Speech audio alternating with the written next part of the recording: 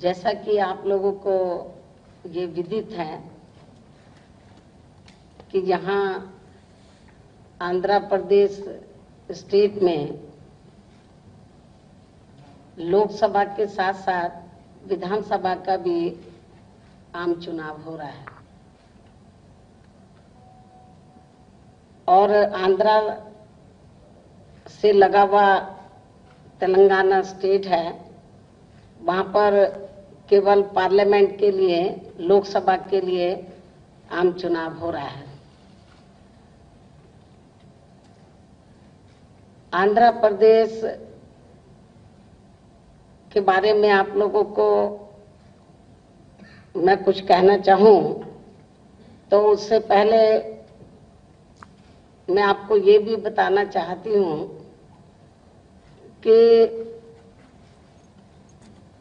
तेलंगाना अलग से स्टेट बनने से पहले, जब ये तेलंगाना आंध्र प्रदेश का हिस्सा था, तो यहाँ पर आजादी के बाद लंबे अरसे तक कांग्रेस पावर में रही, लेकिन कांग्रेस ने ये पूरे आंध्र प्रदेश का ठीक ढंग से इसका विकास नहीं किया, डेवलपमेंट नहीं किया और तेलंगाना जो क्षेत्र है उसकी उपेक्षा की, जिसकी वजह से वहाँ के लोगों की ये डिमांड रही कि उनका अलग से स्टेट बनना चाहिए। हमारी पार्टी भी चाहती थी कि वो स्टेट बने। यदि उस क्षेत्र का विकास होता तो अलग से कोई स्टेट बनाने की जरूरत महसूस नहीं होती, लेकिन उस क्षेत्र का विकास नहीं हुआ, इसलिए वो अलग से वो स्टेट बना। तो लेकिन अभी जो आंध्रा में अब ये दो अलग स्टेट बन गए, तो आंध्रा में जो पार्लियामेंट और असेंबली का चुनाव हो रहा है, तो यहाँ की जो जनता है, तो हालांकि जब तक स्टेट नहीं बना था तो कांग्रेस को उन्होंने आजमाया, रीजनल पार्टीज को आजमाया, लेकिन स्टेट तेलंगाना अलग बनने के बाद भी आंध्रा को यहाँ पर जो रीजनल पार्टीज हैं तो उनकी गवर्नमेंट को उन्होंने, यहाँ के लोगों ने आजमाया है। लेकिन आंध्रा में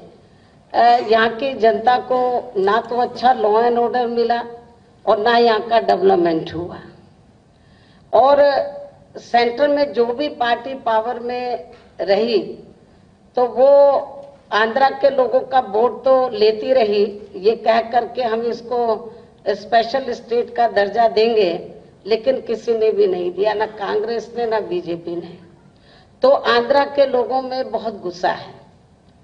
तो यहाँ के लोग ये चाहते थे कि हमें अब ये जो रीजनल पार्टीज हैं इनके चक्कर में नहीं पड़ना चाहिए, चाहे तो श्री जगन की पार्टी है या श्री नायडू की पार्टी है, हमें इनके चक्कर में नहीं पड़ना चाहिए। तो यहाँ के लोग ये चाहते थे कि कोई नई लीडरशिप सामने आए। यहाँ आंध्रा में लोग चाहते थे कि कोई नया लीडरशिप, नया नेतृत्व लोकल लेवल पे और यंग ब्लड सामने आए, तो जो इस स्टेट को सही नेतृत्व दे सकता है। तो आप लोगों के बीच में तो इधर हमारे भाई बैठे हैं, तो श्री पवन कल्याण, तो आप लोग अच्छी प्रकार से इनको जानते हैं। यहाँ के बहुत ही कर्मठ हैं, युवा हैं, हर मामले में काबिल हैं। तो यहाँ के लोगों की दिली चाहत थी कि कोई यंग ब्लड सामने आए और उसको हम आगे बढ़ावा दें। चेंज चाहते हैं, बदलाव चाहती थी, यहाँ की जो जनता है बदलाव चाहती है। तो यहाँ के लोगों ने श्री पवन कल्याण जी को आगे किया कि आप अपनी पार्टी बनाएं और यहाँ पर नई लीडरशिप दें। तो इन्होंने जन सेना पार्टी बनाई, लेकिन उसके बाद इन्होंने ये सोचा कि अभी हमारी ये नई पार्टी है तो अकेले जाना तो थोड़ा मुश्किल हो जाएगा, तो हमें ऐसी पार्टी के साथ अलायंस करना चाहिए। तो जो यहाँ के लोगों जो जन सेना पार्टी के साथ मिलकर तो एक सही गवर्नमेंट दे सके, तो हमें भी यहाँ पर सही लीडरशिप की जरूरत थी। तो फिर BSP, Jana Sena party, CPM, CPI, इनका इस चुनाव में, पार्लियामेंट और असेंबली के चुनाव में यह अलायंस हुआ है। और अच्छी बात यह है कि इस अलायंस को तो इधर आपके आंध्र प्रदेश स्टेट में श्री पवन कल्याण जी तो पूरा रात दिन मेहनत के साथ इधर लगे हैं कि इस अलायंस को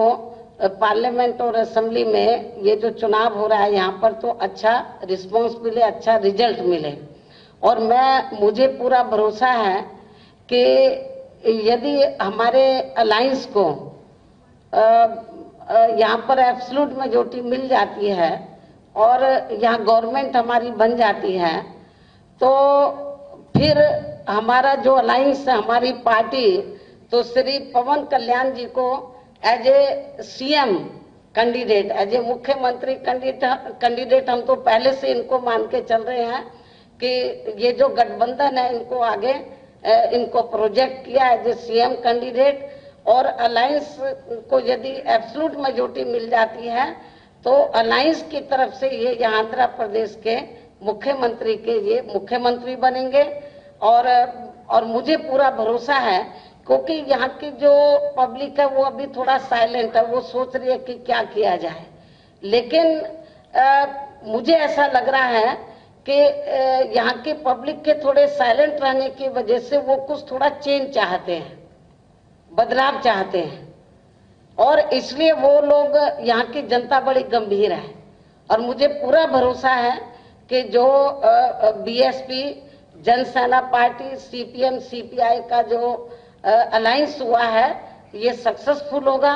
पार्लियामेंट के चुनाव में भी, असेंबली में, और सक्सेसफुल होगा। और ऐसा लगता है कि हमारी गवर्नमेंट बनेगी और गवर्नमेंट बनने के बाद श्री पवन कल्याण जी को यहाँ का सीएम बनाया जाएगा, मुख्यमंत्री बनाया जाएगा। और ये भी मैं आपको बताना चाहती हूँ कि श्री पवन कल्याण जी तो ये बहुत ही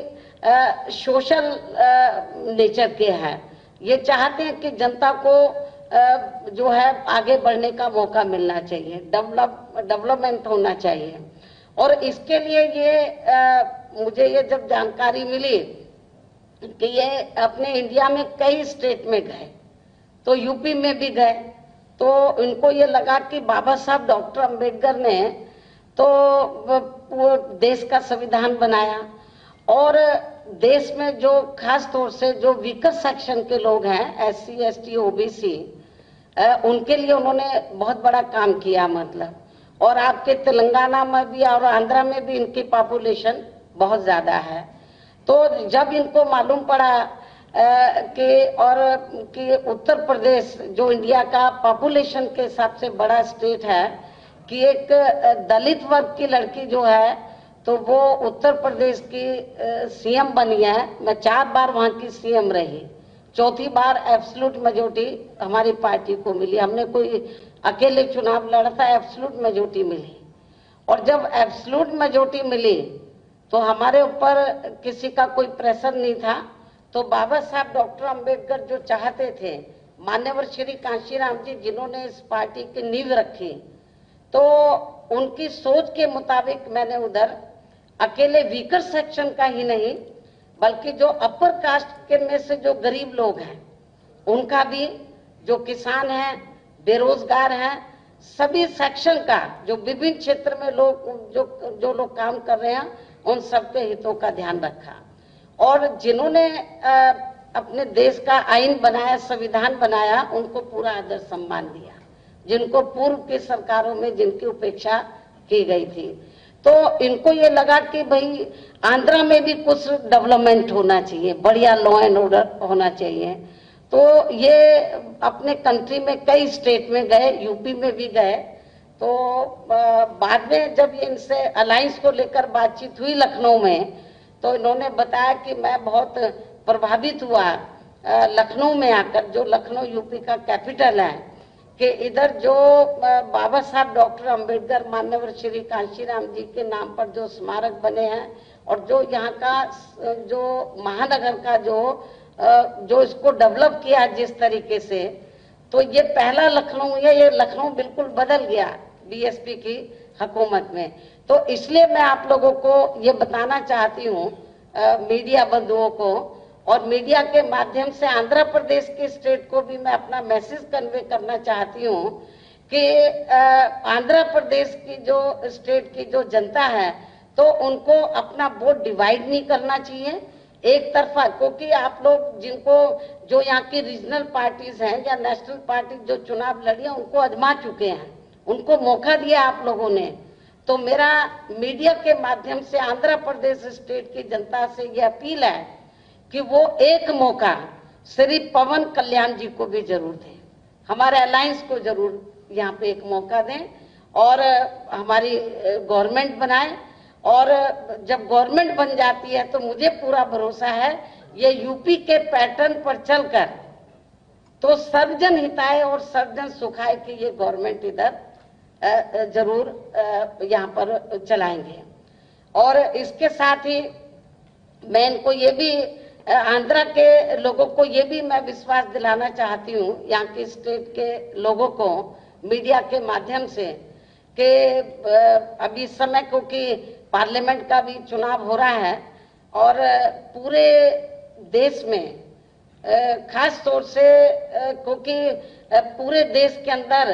तो जनता ने कांग्रेस के भी हुकूमत को आजमाया है। आजादी के बाद लंबे अरसे तक सेंटर में कांग्रेस पावर में रही। कांग्रेस क्यों सत्ता से बाहर हो गई? क्योंकि उन्होंने जो चुनाव के दौरान जनता को वायदे किए थे उसको उन्होंने पूरा नहीं किया, वो सत्ता से बाहर हो गए और उसका फायदा फिर भारतीय जनता पार्टी ने उठाया।